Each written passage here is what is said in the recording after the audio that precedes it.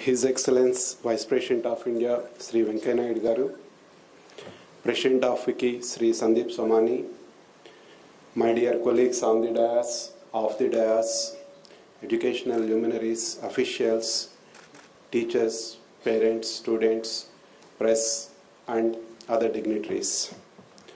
It gives me immense pleasure to welcome you all to this two-day conference.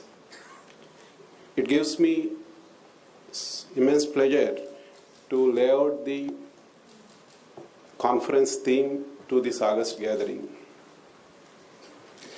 Life and knowledge are evolutionary in nature and as a result change constantly. While we think we resist change, the truth is to contrary.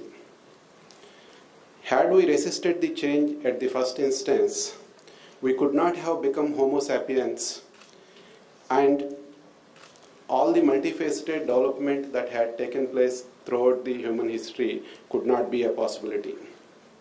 However, when we are not equipped with the right skills to cope with these changes, we tend to feel anxious about them. So the issue is really acquiring those right skills, not resisting the change itself. In this ever-changing world, developments in technology demand better competencies and coping mechanisms for individuals and societies at large. In the words of Jack Ma, animals have instinct, machines have intelligence, humans have wisdom. Many things that were considered highly dependent on human skills are being substituted by machines. Just Brianna spoke what kind of changes that are happening in the technology soon. For example, creation of music that was just discussed, art, disease diagnosis, assessing creditworthiness, cooking, driving, and the list goes on. Then the question arises, can human beings compete with machines on these competencies? Experts say in the very near future, technology will surpass humans in the most of these areas. Some credible technology futurists like Ray Kurzweil forecast that by 2029, artificial intelligence will match human intelligence, which is, he termed, singularity. This is just in 10 years from now. If not 10, it may happen within the few years after, but much earlier than most others' wild guess. Today, kindergarten children will enter job market in 20 years from now.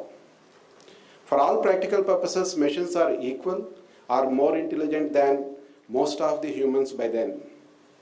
Under this context, FICCI has organized this conference. While everybody understands the issue to a great extent, the response of different stakeholders is quite varied.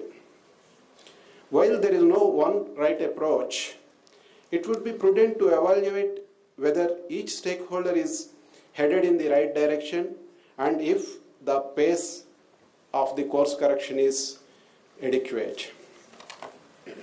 One key stakeholder is government.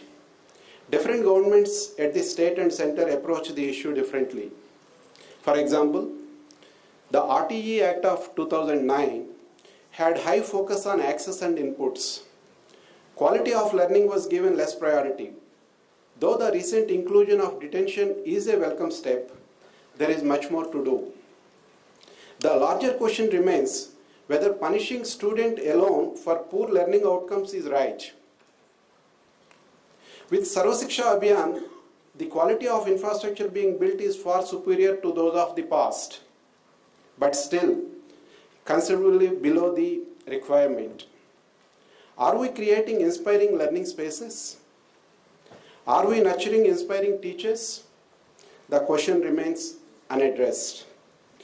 Midday meal is a quintessential to increase attendance at government schools. Supporting families whose children are attending school is very important for low socioeconomic households. Introduction of breakfast by some states is a welcome move. Some states have even introduced English medium to attract enrollment in government schools.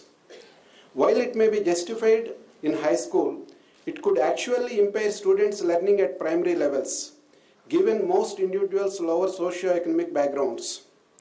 It is important to learn English as a language along with the student's mother tongue. But mandatory English medium education is debatable. The draft NEP had laid many path-breaking changes. At a policy level, this is very apt. While there are some impractical proposals, by and large, NEP is pointed in the right direction. We are eagerly waiting for the final policy. Likewise, governments have been making strides in the past 70 years to improve education. So far, most governments have directed their energies towards increasing access and regulating schools. However, the much needed focus on quality of learning outcomes is not yet there. When governments set the bar so low, there is no aspiration for even private schools to push the bar higher. As a result, barring a few exceptions, the collective benchmark for learning outcomes has remained below par. FICCI believes that this is a high time to focus on the key metrics of education, the core purpose of it. Education focus should be on character building. It is all about molding responsible citizens, nurturing holistic being to make them more human than before. Learning should be focused on how to learn more than on what to learn. In education, both the process and output are important. Exam marks and test ranks can't be taken as better quality output. Also develop critical thinking and solution-driven approach. And at the same time, nurture skills to derive economic value from local resources in a sustainable way. You can't cut the branch that you are sitting on. We can't make our planet Earth unlivable. To shift the focus onto these aspects, a huge shift in mindset and heavy capital investment are needed. It needs transformation at once. To make these changes, our country needs active participation of government, private, and philanthropic organizations. There are roles and space for everyone to play. Just as Sandeep mentioned, we need huge investments to the extent of $2.26 trillion. Including private spending, the current spend in India is far below the requirement. It clearly shows that there is a need for low-cost and long-term capital. Globally, the interest rates are becoming either zero or negative. Unless government formulates policies to tap into such capital, this mammoth requirement may remain unachievable and India may miss the demographic dividend. Efforts should be focused on coming up with innovative methods to inspire learning and provide low-cost opportunities and content. Technology can play an important role in achieving these objectives. There is also a growing debate surrounding the harmful effects of technology on children. However, just because there are some negative connotations, the huge upside of learning by using technology cannot be missed out. There is immense need to spread the benefits of positive screen time and at the same time harmful effects of misuse of technology. As Rabindranath Tagore said, he who has the knowledge has the responsibility to impart it to the students. To spread this knowledge, FICCI's approach is three-pronged: transparency, collaboration, and solution-minded. Just being critical is of no value. FICCI believes in constructive dialogue and engage with stakeholders through advocacy.